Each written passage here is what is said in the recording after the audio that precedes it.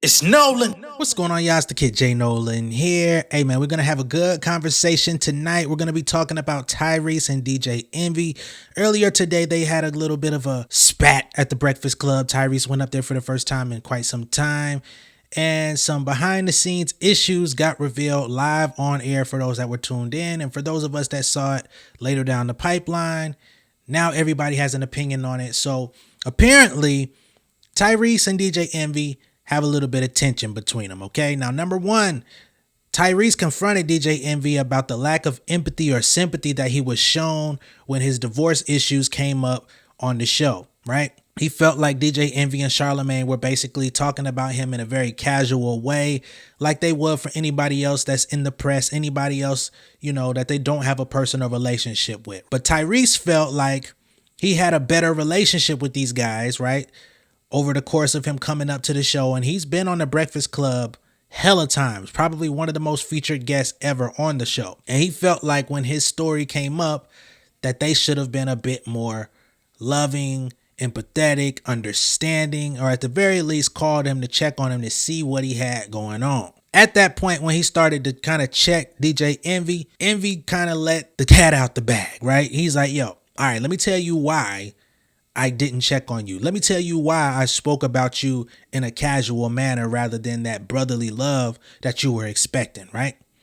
And then he goes on to say, the last time we spoke via text message, you disrespected me and my wife. And he said, I look at you kind of like the preacher in the pulpit that comes out and tells people how to live, tells people, you know, what to do, gives these really inspiring messages. And it's like, I don't respect the message no less, but I know your real life. I know you behind the scenes. I know what you got going on. So it kind of makes me look at you funny in the light. Now, for all of y'all out there that have interpersonal relationships, if you have a friend group, if you got somebody in your clique that kind of can be off sometimes, they might get caught up under the influence at times, or, you know, maybe they have mental illness or whatever the case may be. I think this is where a lot of us can relate, because certain people, they can have really difficult periods in their life, and that period may not just be difficult for them.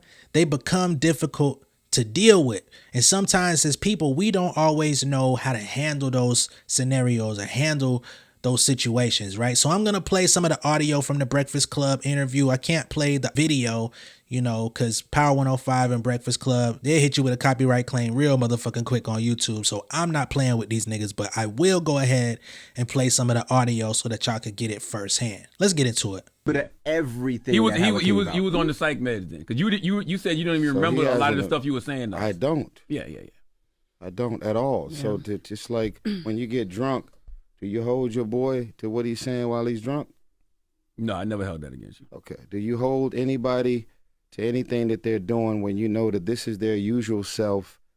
They were drunk, they were out of their mind, and they end up saying and doing some shit that hurt my feelings, that was offensive, that made me feel a way. But I know that characteristically, that's not who this man is. Well, yeah, see the difference is, I honestly don't know what psych meds you were on or who you were during that point. I don't know. It's called Rick Schulte. I don't know. I never had a conversation with you because I never wanted to see you like that. The person who spoke to me on these texts, spoke to my wife during that time at the text, I didn't like that. And I wanted to remember Tyrese as a person that was my brother and helped my relationship, not the Tyrese that I was going through. So I took a step back from you got until the we had a text conversation. Messages of the psych med Tyrese? He did. That's what it was. You crazy? Charlamagne told you to suck his before on that message. Because you was talking crazy. Whoa.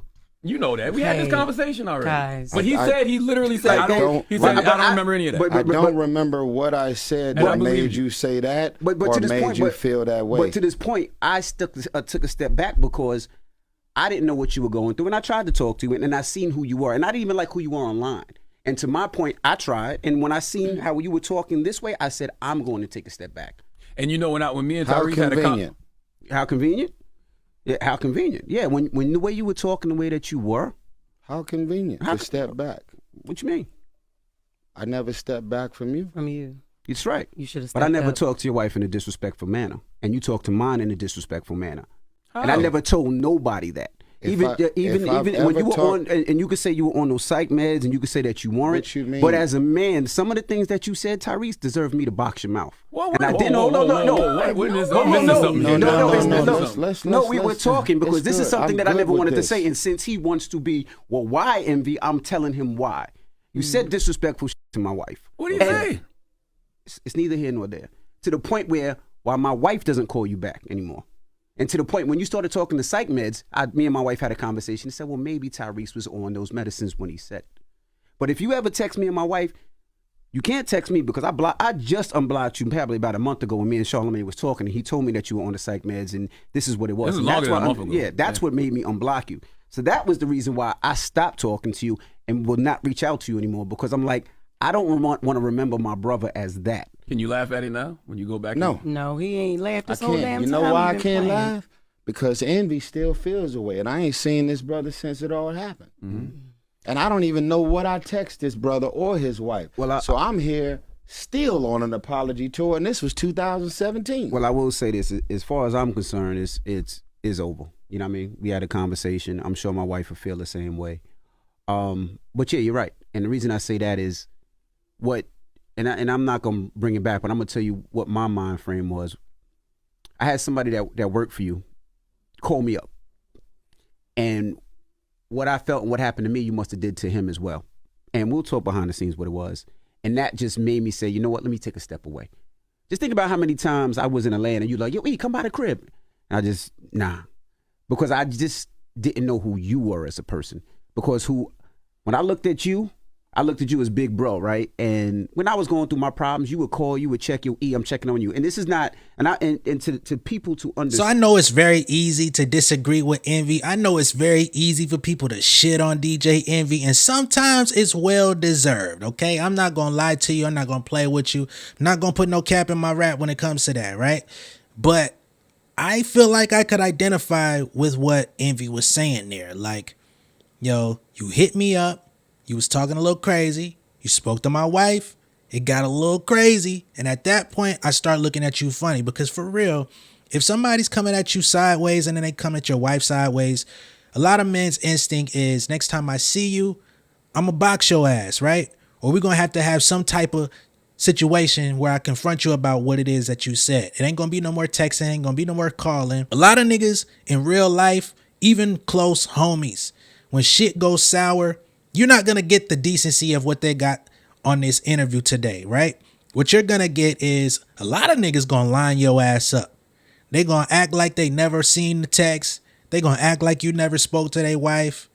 Nigga might hit you and be like, hey, bro, what's good? You want to get up? And it's like, I'm put the call in. So now you got them other cats that you normally wouldn't bring with you. Like, you might bring two folks with you that's normally cool, but this time around you pull up with some niggas that they not really cool. And y'all might put the fucking hands, feet, paws, and everything, elbow drop that nigga and all type of shit. And a nigga like Tyrese would be like, damn, what the fuck done happened? God damn. How did I end up catching all of this? I was just trying to get some motherfucking food. I didn't know it was going to be rainy with a case of meatballs and shit, man. What the fuck going on? And then that would have been another issue. That would have been another incident online where Tyrese come out crying and shit, right? Because the thing is, when you're going through those types of emotions where you're on some type of meds, your brain, your mind is not functioning at its highest level, everybody else doesn't know what's going on with you. Some people might stop and say, hey, bro, what's good? But a lot of people, especially with the day-to-day motion, this person doesn't live on the same coast as you, right? Y'all live on opposite sides of the map. Shit get a little tricky. You going and making your moves. Other niggas is trying you in the public. You got a lot of pressure on you. So this happened back in 2017, by the way. I was thinking that this shit was a little bit more recent. But these guys have gone about 5 years, almost 6 now, without speaking, without hashing out what their differences were or what their issues are. And I'm going to be honest, a lot of niggas would have boxed your ass out. A lot of niggas would have maxed you out, cuz. So I definitely identify with what Envy is saying here. Now, on Tyrese's defense, he didn't know, he didn't remember. He blacked out. He was going through a time where he was using medication to try to cope, or using medication to try to deal with whatever he had going on. I don't know if that medication seemed to help. Nonetheless, yes, you do deserve some grace, especially when y'all could come to terms and have a conversation about it. But sometimes you don't have time to have that conversation, or you don't make time to have that conversation. And that's just how things happen in real life. See, what I've been hearing and seeing about this incident online is people trying to piecemeal the situation together based on, well, it should have been like this, and when he said this, you should have said this, and it should have went like this, and y'all should have hugged it out and shook hands like men. And dog, y'all niggas know when shit get cracking in real life, y'all start taking little shots at each other, y'all are being argumentative, y'all trying to hash something out, things are going to get said. The ugly truths that are hanging under the dirt are gonna become unearthed, and niggas gonna start letting it be known what it is. That's just how it goes. So there is no, oh, it was supposed to go like this, like that, like this. You supposed to go, you know, when I bob, you weave, and when he weave, you bob. And no, nigga.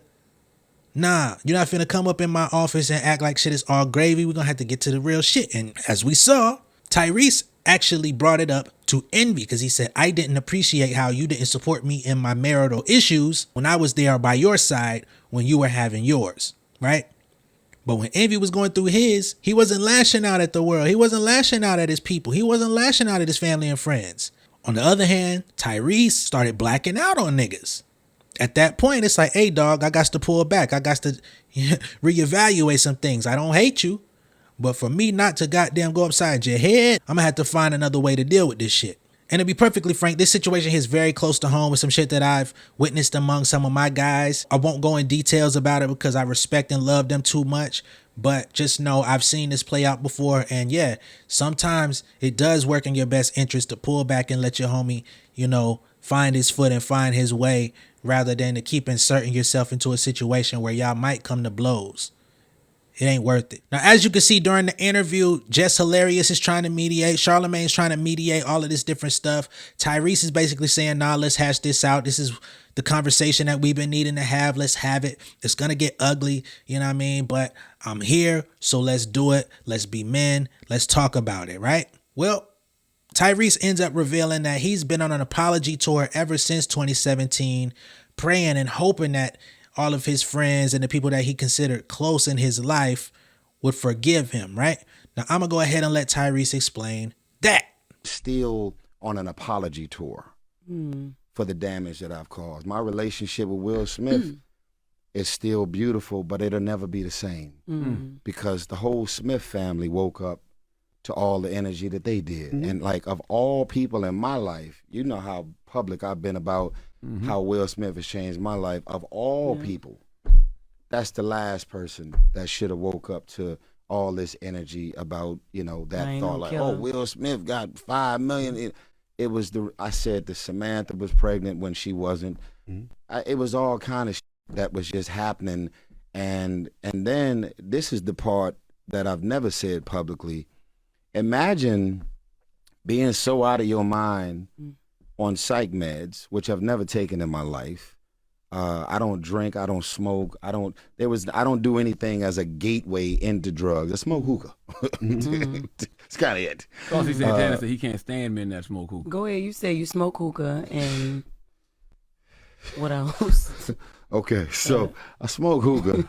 So there's nothing about me pertaining to my own system that is now prepared for a bigger thing, drug-wise, drinking-wise, if it would ever happen.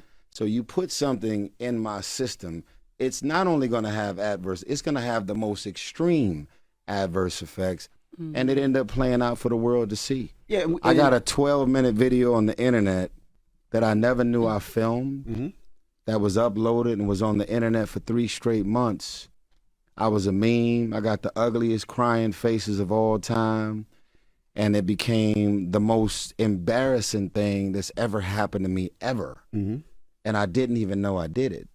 And I didn't know that the jokes was flying. I didn't know that what more do you want from me or congrats. I never knew that none of that was out there. And then when the psych meds finally got out of my system, as a person, and this is something that I want y'all to really, really hear me on this. Why don't you drink? Why don't you do drugs? Why don't you around? You've been in the game. You ain't never had no wine. You ain't never drunk a beer, nothing. My mother was an alcoholic, rest in peace, for 27 years. Father was a crackhead, still a crackhead. So everything about my house and everything about my environment that I grew up in the hood, it made me work really hard to be the opposite of everything that I grew up in and around. Mm-hmm. So that's why I don't f around to this day.